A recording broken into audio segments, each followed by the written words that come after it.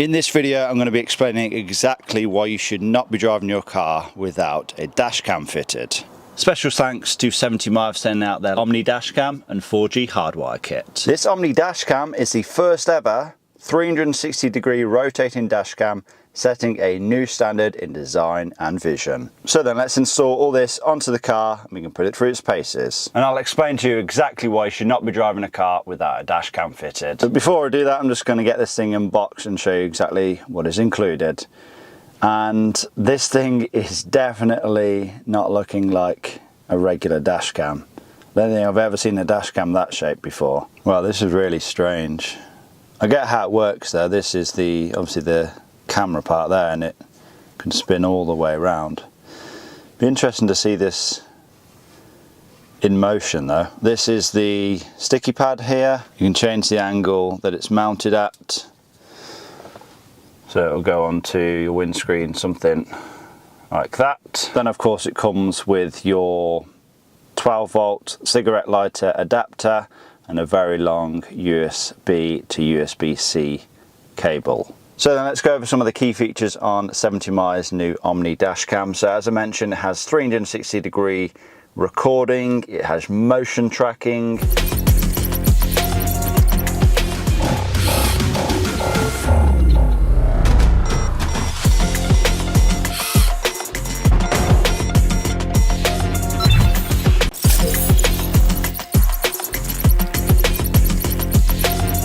superb night vision, full featured parking mode, which is a handy feature to have, and built-in voice assistant, which would be interesting to see if that works, because in my past experience that hasn't really worked well with my very monotone voice. So then Dashcam now installed, 4G hardwire kit now installed. So I think all that's left to do now is connect the Dashcam to the app.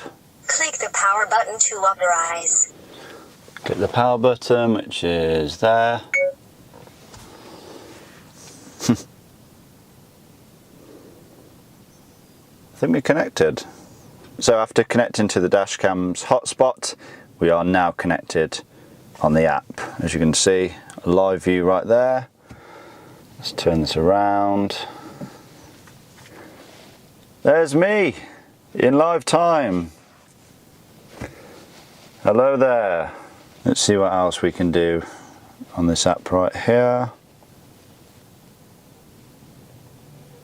Oh, you can move the camera on the app. That's pretty cool.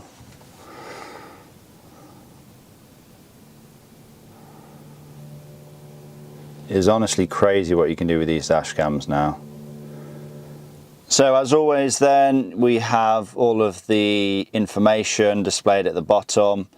Obviously the make and model of the dash cam. We have the date, time, speed, and also exact coordinates.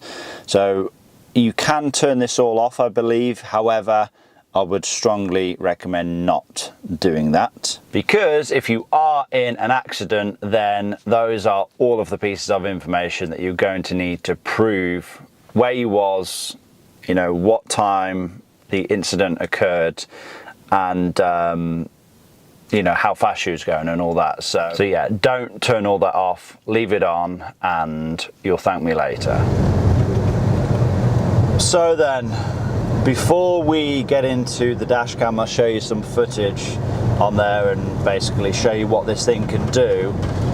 Let me talk to you about why you need a Dashcam in your car. So I don't know how many of you know, but I was actually in a fairly bad accident not too long ago, only just a month ago now, in this very car, which, if you saw the state of it, it didn't actually look that bad, but after stripping the car down, there was quite a bit more damage than I first anticipated. Had to replace the front slam panel, front bumper, bonnet, the AC condenser was crushed, the exhaust was crushed, rear bumper was crushed, and also the boot floor as well. There's like a plastic tray that was also crushed. So yeah, I was in a pretty bad accident, to be fair. Basically what happened, it was a 4-car shunt. So the car in front of me stopped at traffic lights. I stopped behind it. I believe the car behind me stopped, but then the car behind him did not stop, and he ploughed into that car. He ploughed into me, and then it pushed me forward into the car in front. And if I had to say a speed, I don't know. Bear in mind it was a 70 miles per hour speed limit road. So it was a pretty bad impact, because the car behind me, it was an Audi. Of course, it wasn't built like a BMW, so it fared a whole lot worse. That thing was absolutely crushed like a baked bean tin. But yeah, one thing that I regret from the accident is not having my dash cam plugged in. I had a dash cam, but it was not plugged in because I'd taken the memory card out of it to take some footage out. So yeah, make sure you have a dash cam, make sure it's plugged in, make sure you have a memory card plugged in, because if you don't, then you may regret it. Luckily for me, well, can you say luckily for me? I don't know, but it was a fairly easy accident to conclude. Who was at fault? The driver who was at fault, the person at the back, they admitted liability, which fair play to them for doing that. I mean, there was pretty much bang to rights, because there was 3 other people at, you know, in the accident, and obviously they all went and claimed on the party at fault's insurance, which is exactly what I done. And yeah, it basically has all been resolved now. The car that I'm in has been written off for the 2nd time in its history. And yeah, I basically just took a payout for the car and then kept it.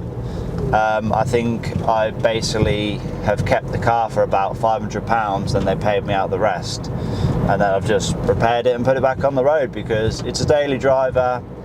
Don't need to be in, you know, perfect cosmetic condition. So, you know, it's doing the job and it drives absolutely fine. There's nothing wrong with the way that the car drives. So yeah, if that accident wasn't as simple as it was, you know, it was maybe a bit more difficult to prove who was at fault.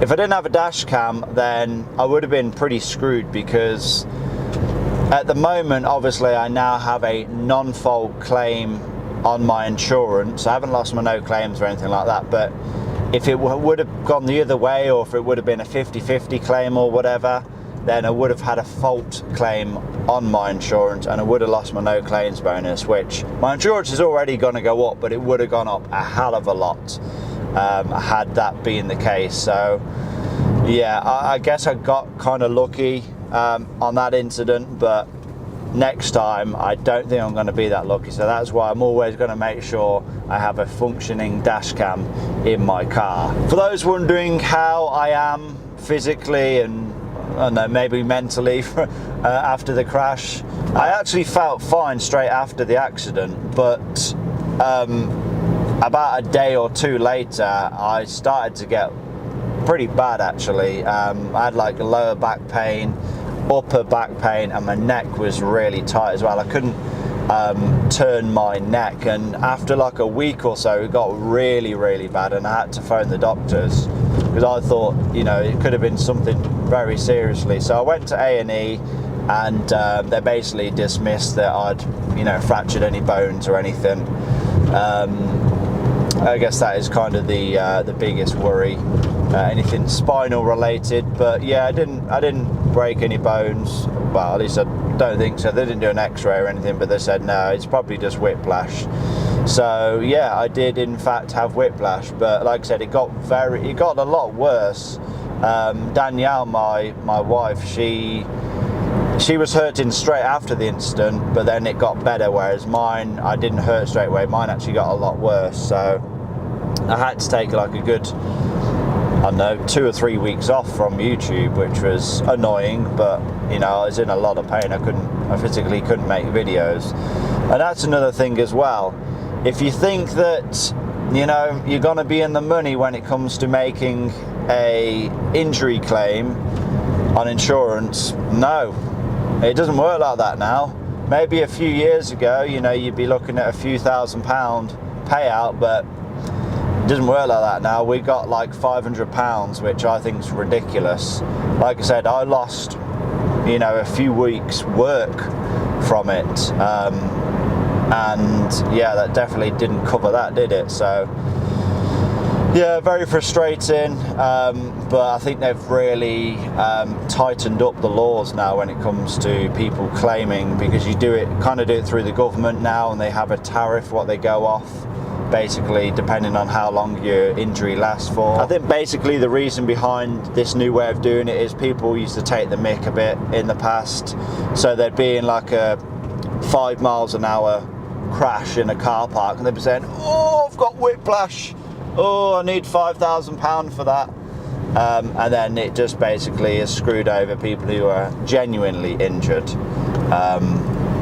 So yeah, if you think like you're going to be winning after an accident, you're not. I definitely wish I didn't have the accident, and it would have saved all the hassle with the car and going through all that claim and all the rest of it. So yeah, if you can help it, don't be in an accident. Okay, so just got back home then from taking this Omni Dashcam for a spin, and yeah, it seems to work absolutely fine. No issues with it. It seems to run quite smoothly, even when using the app in real time.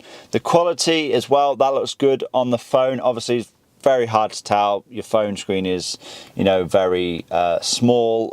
So I guess the proof will be in the pudding once I upload the footage onto the computer, and then you guys will see it in the video. Quickly then, I just want to cover 70mi's Omni Dashcam, which you've seen in this video, and I also want to just go over the previous 2 Dashcams that 70mi have sent me. So the Omni Dashcam is pretty well priced in the middle. It is a 360-degree Dashcam, of course, so you have to bear that in mind. The A810 is the most expensive one out of these 3, but this is a 4K Dashcam, so you are paying a premium for the higher quality. This one also does come with a rear facing camera, and the A510, that also comes with a rear facing camera, but because it is at a cheaper price point, the quality is not matched to the A810 or the Omni. Okay then, so I think I am going to wrap this video up now. Hopefully you all have enjoyed it. Hopefully you are now urged to go out there and get yourself a Dashcam if you have not already got one.